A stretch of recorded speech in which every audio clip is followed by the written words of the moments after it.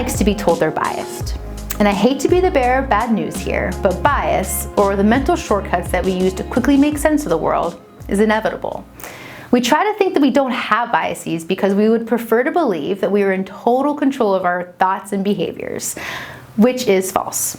Because we are almost constantly making quick judgments about the world around us without putting any intentional thought into those judgments.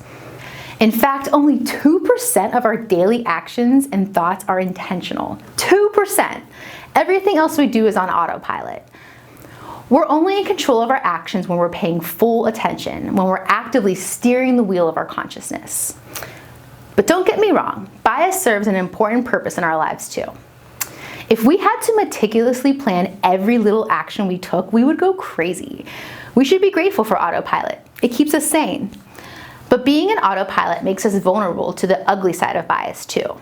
Like when we unintentionally prefer people who are similar to us, or when we make sweeping generalizations about certain groups. Bias really gets us into trouble when it comes up as discriminatory behavior towards certain groups, like in the form of racism or sexism. I've defined the other most common types of bias-driven discrimination against certain groups for you in the course glossary.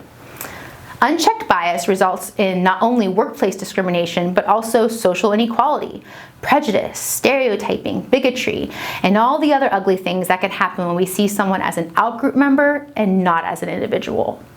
And remember, we're susceptible to bias 98% of the time.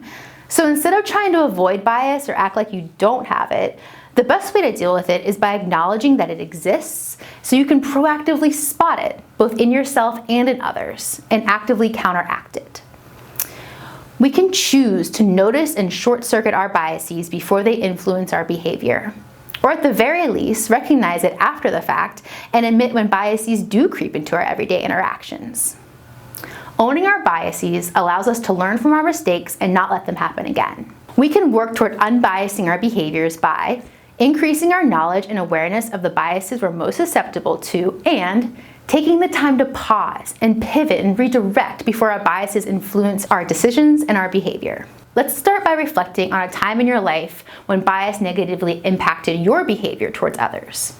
In your playbook, I created a worksheet that lists the most common biases. Read through these biases and their root causes that prevent us from being better allies and partners, and better humans all around. As you read through each bias, you'll most likely think of examples of how they've played out at some point or another in your life.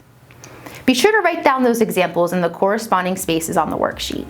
Choose the most vivid example of how one of these biases played out in your life, and then use that memory to work through the activity on the worksheet. Once you're done, move on to the next video where we'll explore how you can use your privilege and power for good.